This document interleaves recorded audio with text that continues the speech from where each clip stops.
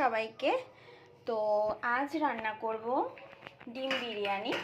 তো দেখো 4টি ডিম আমি নিয়ে নিয়েছি আর 4 পিস আলু আমি নিয়ে নিয়েছি আর একটুখানি পেঁয়াজ বেরেস্তার জন্য আর পেঁয়াজ ডিমের কারিটা যখন করব সেটার জন্য আমি পেঁয়াজ কুচিয়ে নিয়েছি, আদা রসুনের পেস্ট নিয়ে নিয়েছি আর আমি এখানে চাল নিয়েছি ঠিক 200 গ্রাম। ঠিক আছে, তো আমি কড়াইটা এখন বসিয়ে দিয়েছি। এবার কড়াইতে তেল দেব ডিমটা আর একটু আলুটা মোটামুটি ভাজার জন্য। তো চলো আলুটা ভেজে নিই আর ডিমটা ভেজে নিই। দেখো কড়াইতে আমি তেল গরম করার জন্য রেখে দিয়েছি, এর মধ্যে আমি একটু নুন হলুদ দিয়ে দিয়েছি। তো নুন হলুদটা দেওয়ার পরে দেখো তেলটা একটু গরম হয়ে এসেছে। এবার আমি আলু আর ডিমটা একটু ভেজে নেব। আলু আর ডিমটা আমি মোটামুটি হালকা করে ভেজে নেওয়া হয়ে গেছে। এবার বেরেস্তার জন্য পেঁয়াজটা আমি ভেজে নিচ্ছি।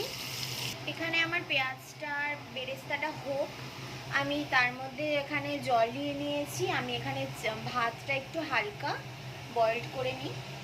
আমি চাল দিয়ে দিয়েছি, এর মধ্যে একটু নুন দিয়ে দেব আর চালটা পুরো আমি সেদ্ধ করব না, 50%-এরও কম সেদ্ধ করব, যাতে আমার এই কড়াইতে যখন দমে দেব তখন চালটা পুরোপুরি কুক হয়ে যাবে।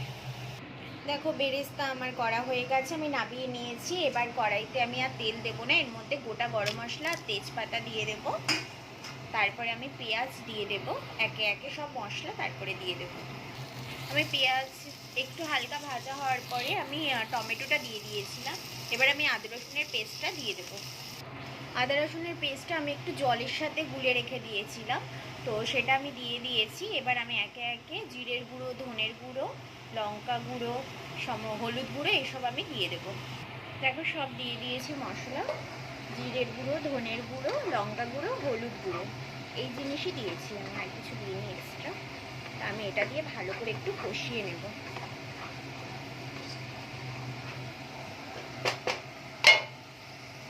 মশলাটা যতক্ষণ কষছে ততক্ষণ আমি দেখো এখানে 1 ঢাকনা তোমার কেওড়া জল, 1 ঢাকনা গোলাপ জল আর তোমার 3-4 চামচের মতন দুধ নিয়ে নিয়েছি আর একটুখানি দেখো কেশর নিয়ে নিয়েছি।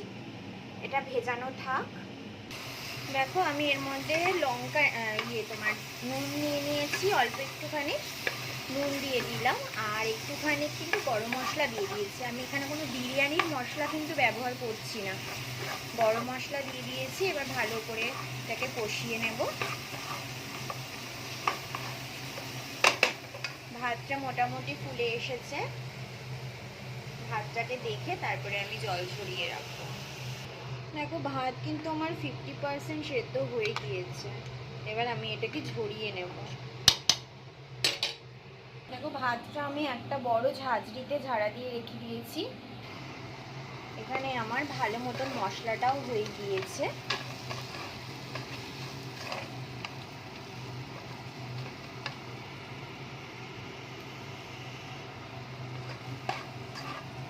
এবার আমি গ্যাসটাকে বন্ধ করে এটার লেয়ারটাকে দেব। লেয়ারটা হলো এই মশলাটাকে আমি বের করে নেব একটা পাত্রে।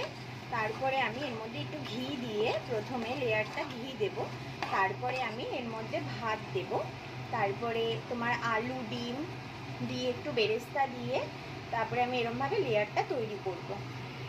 দেখো লেয়ার আমার রেডি। এবার আমি এটাকে দমে দিয়ে দেবো আর কি, ঢাকা দিয়ে।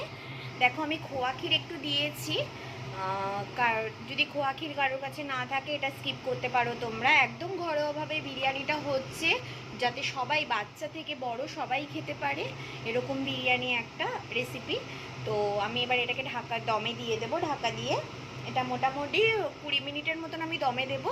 20 মিনিট পরে আমি একবার চেক করে নেব, দেন তোমাদের কাছে আবার ফিরে আসছি 20 মিনিট পর। ফিরে আসলাম 20 মিনিট পর। দেখো দেখতেই কি সুন্দর হয়েছে।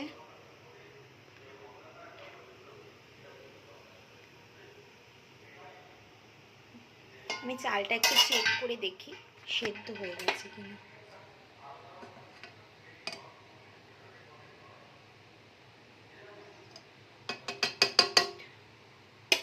আর একটু কুক হবে, আরও 5 মিনিট ঢাকা দিয়ে আমি রেখে দিয়ে চলে যাচ্ছি।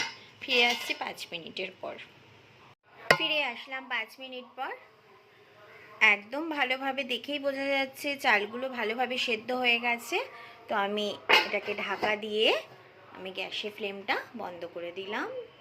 তো এই হলো আজকের এগ বিরিয়ানি ঘরোয়া পদ্ধতিতে। যদি তোমাদের ভালো লেগে থাকে please like, comment, share and subscribe করতে ভুলো না। তো আজকের জন্য টাটা।